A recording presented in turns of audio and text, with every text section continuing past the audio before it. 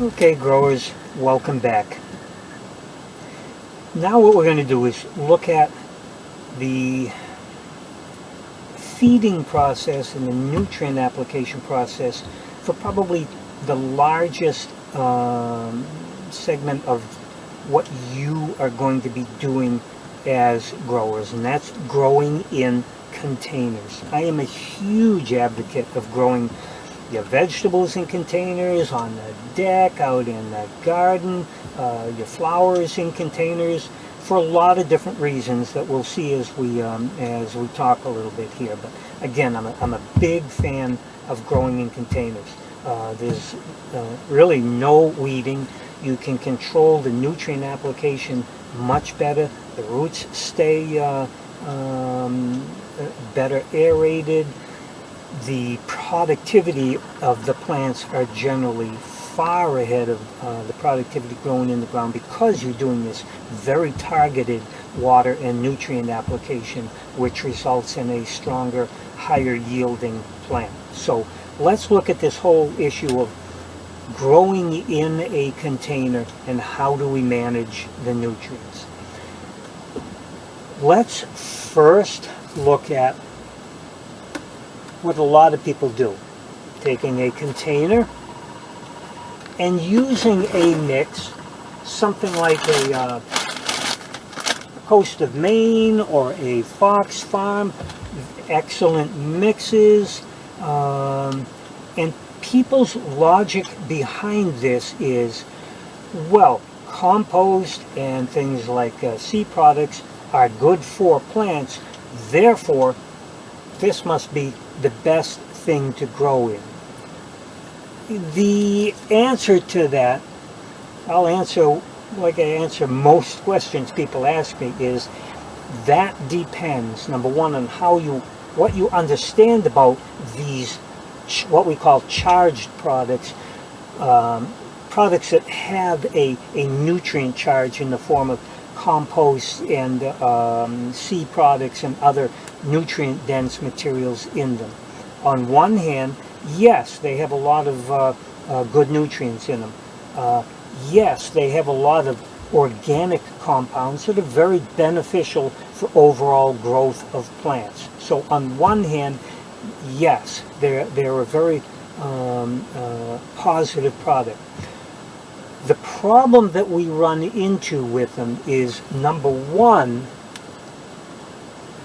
on one hand, we know that all plants need a very specific nutrient load available to them at all times so they can grow optimally. We don't know what that is in here. We know by breakdowns that it does contain most of the compounds that plants need, but in organic materials, those are bound up much more tightly. They have to be freed up by bacterial growth. It's a slower process, a longer process. So when we take a container and fill it with a charged load of a grow medium, we're putting in a bank account, that nutrient bank account, and then we put the plant in. The plant grows. As it grows, it's withdrawing nutrients from this nutrient account down here. In the open garden, when a plant starts running out of nutrients in the root ball area, it just sends out longer roots, and it can go and look for the nutrients and find them. In a container grow, when the roots grow out and they touch the outside of the pots, they have nowhere else to go to look for nutrients. They either have to be in the mix at all times, or they have to be being put in by you. So people will make the mistake of taking a charged load, putting it into the container, planting the container, putting it over the deck, watering it, and saying, go to it. The plant gets big, it's producing peppers, it's producing eggplants. Then all of a sudden, productivity seems to slow, the flower production goes down, and people wonder what the heck's happening in my plant. What's happening is that, again, we look at this nutrient account load down here. As the plant grows, it's withdrawing. At some point, we have a plant that it needs this level of nutrient availability all the time, when the load is fresh and the plant's small, and the plant grows, we're above it, but there's going to be a point where we've withdrawn now to the point where the plant is looking for more than is available in the nutrient load. What happens? The plant's growth and productivity decline because it hasn't got the nutrients to build on. Even with the medicinal growers, this is a very common occurrence. They will take, say, a 10 or a 15 gallon pot, say a 10-gallon pot, very common. Put in 10 gallons of, say, even the highest nutrient charge mix available.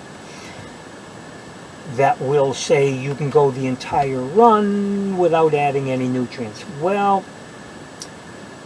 further study on that whole question has found that every nutrient loaded mix has a certain limit of how long it can deliver nutrients to a plant.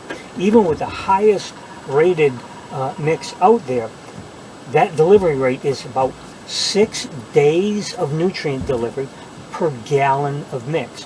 So if we have a 10-gallon pot, we really only have a maximum of a 60-day delivery time on that.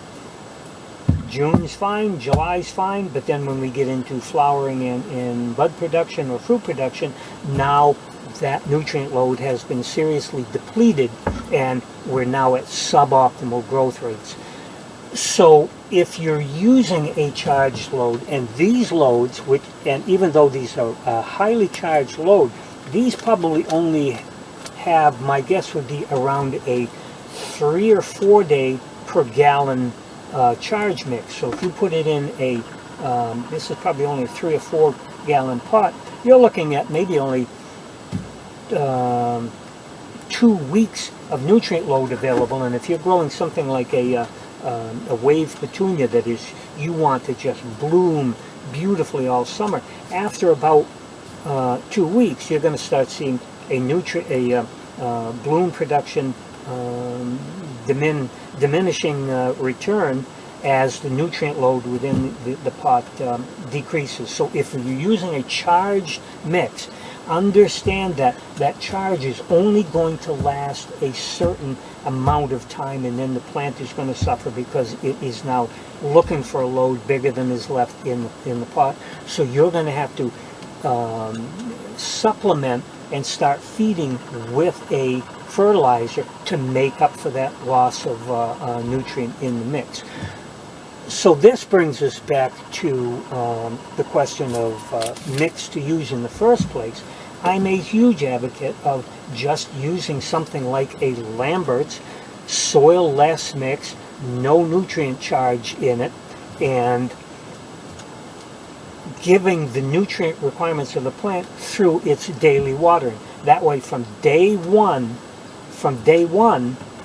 you're at exactly the nutrient level that that plant needs all through the entire run of the plant. Your productivity is higher, your bloom quality is higher, your fruit quality is higher, dry weight is higher.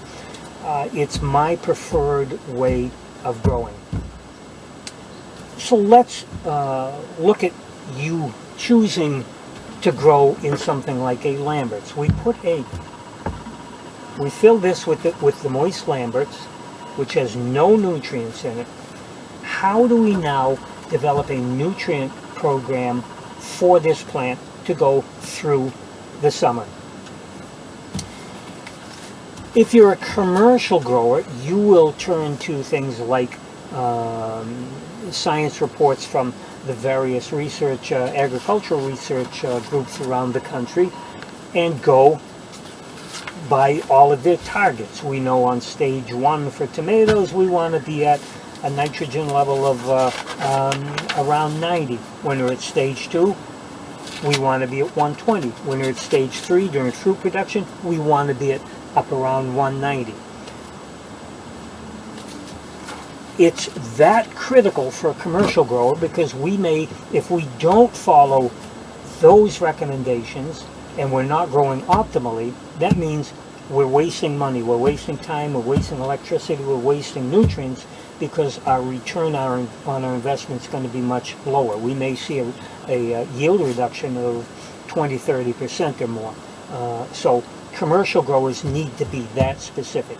You as home growers on the deck or in the garden don't need to be. So what I'm going to do very quickly is show you how a commercial grower meets these targets.